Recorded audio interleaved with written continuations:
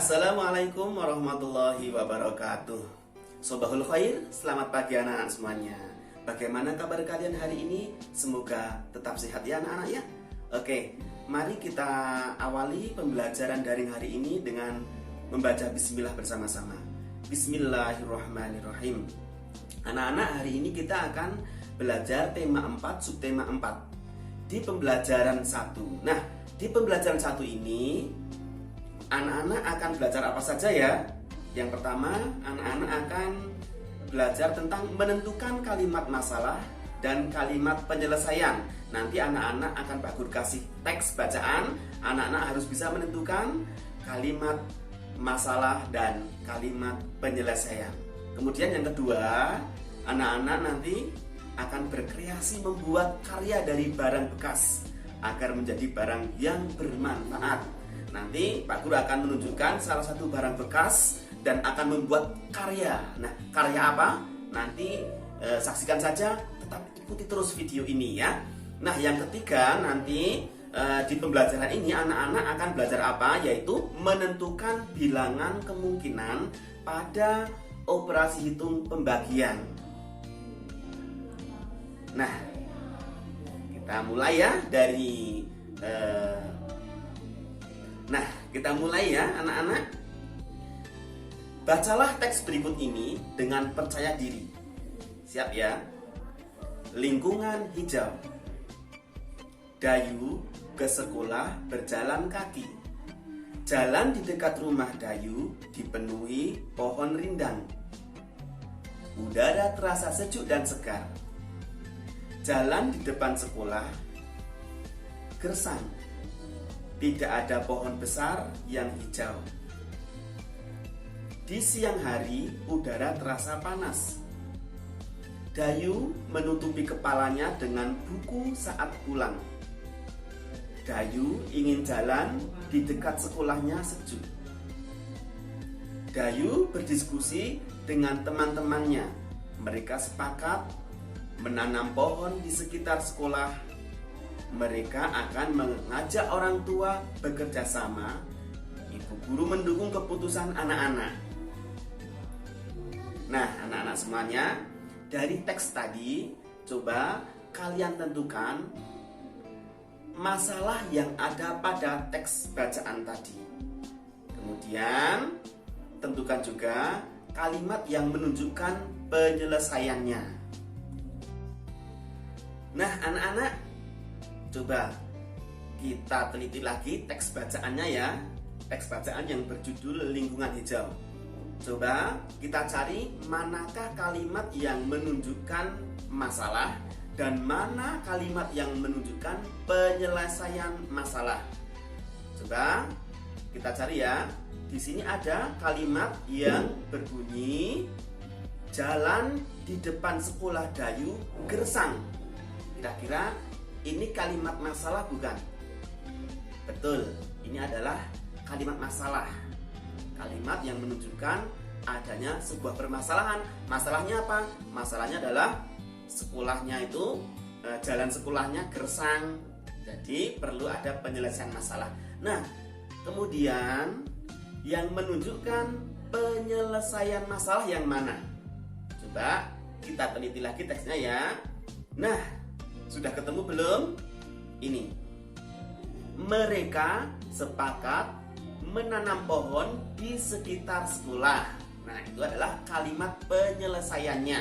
Jadi masalahnya jalan di sekolah Dayu gersang. Nah, supaya nggak gersang, maka mereka sepakat untuk menanam pohon. Itulah kalimat penyelesaiannya. Paham ya anak-anak ya? Nah, anak-anak, sekarang anak-anak siapkan buku tulis ya. Kita akan membahas tentang hak dan kewajiban. Apakah kita berhak mendapat lingkungan yang sejuk? Tentunya berhak ya.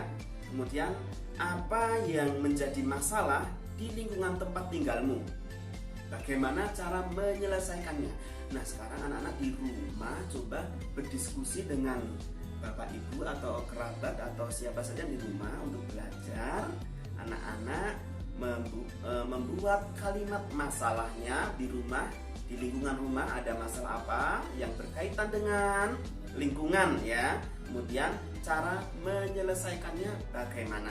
Itu tugas anak di rumah untuk ditulis di buku tulis. Nah, anak-anak semuanya, Dayu menggunakan buku untuk menutupi kepalanya. Tadi masih ingat ya di teks bacaan tadi ya, Dayu menggunakan buku untuk menutupi kepalanya karena kepanasan. Ya, ia ingin memakai topi yang sederhana dan murah, menggunakan kertas, ya, jadikan topi. Nah, anak-anak, bantulah Dayu membuat topi yuk. Kita akan membuat topi dari barang bekas. Ambillah selembar kertas koran, ambil satu lembar kertas koran. Lipat kertas koran menjadi dua bagian. Ini satu lembar ya, satu lembar. Kemudian lipat kertas koran menjadi dua bagian. Sisi yang terbuka berada di bawah. Nih, sisi yang terbuka berada di bawah. Berarti seperti ini. Lipat ujung kanan dan kiri ke tengah, lalu tekan membentuk segitiga. Kita bisa lipat ya. Nah, jadilah seperti ini. Nah, jadi ini ya, bagian kanan dan kiri dilipat jadi segitiga. Kemudian lipat kertas kedua sisi bagian bawah.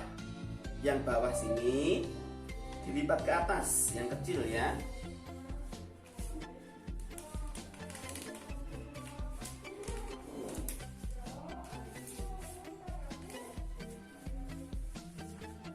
Seperti ini. Yang belakang juga dilipat.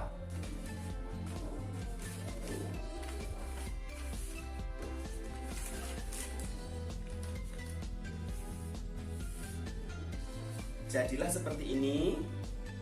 Kemudian bukalah kertas perlahan, lalu rapikan. Kertas dibuka, kemudian dirapikan. Dirapikan begini. Nah, rapi sudah. Nah, kalau sudah seperti ini, sudah jadi topi. Nah, kemudian sesuaikan dengan ukuran kalian. Misalnya kalau kepalanya besar mungkin segini, muat ya. Bisa dipakai untuk tutup kepala. Nah, ini masih kebesaran, kepalanya nggak kelihatan, matanya nggak kelihatan. Nah, maka diukur, bisa dilipat lagi, dikecilin lagi. Ya. Dilipat lagi, dilipat lagi, jadi segitiga yang lebih kecil. Jadi segitiga yang lebih kecil. Ya, tadi kan besar segini, dilipat jadi lebih kecil. Kemudian dibuka. Nah, buka, jadilah topi yang lebih kecil, ya. Maka bisa dipakai. Nah, anak-anak, ini adalah contoh memanfaatkan barang bekas ya, bisa jadi topi. Nah, sekarang tugas anak-anak di rumah adalah membuat topi dari barang bekas. Boleh menggunakan kertas koran, boleh menggunakan kertas kardus, atau kertas yang lain. Dan bentuknya tidak harus seperti ini. Boleh bentuk dengan sesuka anak-anak. Itu ya anak-anak ya, tugas untuk di rumah. Nah, anak-anak semuanya, tadi kita sudah membahas tentang hak manusia, atau kita semuanya berhak untuk mendapatkan lingkungan yang sejuk, lingkungan yang nyaman. Terus kewajiban kita apa? Setiap orang wajib menjaga lingkungannya agar nyaman. Salah satu cara agar lingkungan nyaman adalah dengan menanam pohon. Lingkungan di tempat tinggal Dayu akan ditanami pohon. Pohon yang akan ditanam adalah pohon angsana. Hari ini kecamatan akan membagikan bibit pohon angsana. Kecamatan akan membagikan ke seluruh kelurahan. Di kecamatan tempat tinggal Dayu ada 10 kelurahan.